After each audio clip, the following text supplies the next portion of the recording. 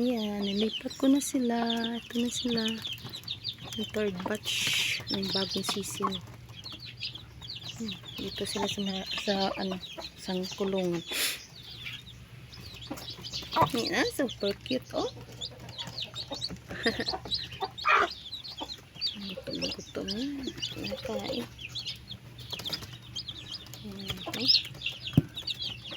Ayan. May dalaw pang itlog na hindi napisa. Yung isang napisa kaso yung isang kapatid yung napisa pero hindi pa niya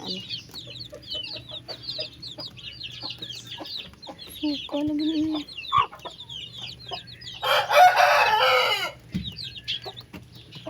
Para ini mo.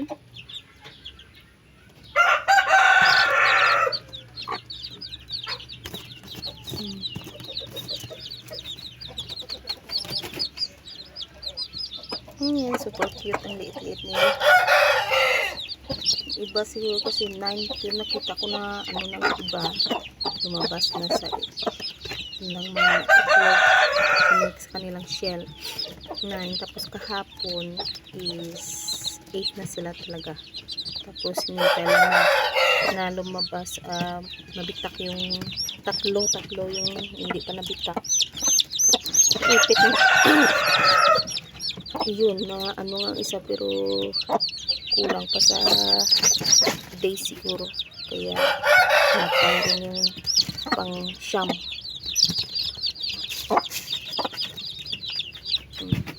Sila, oh.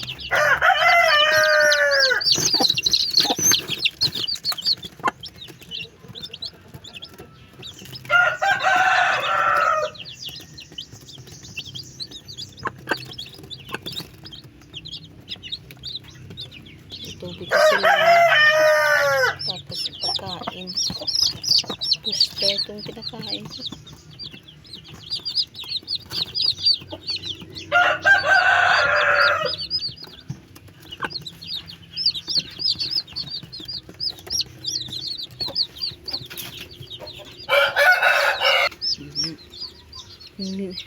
Nilinis ko na muna ito kasi nilagyan ito ng malaking manok na lalaki.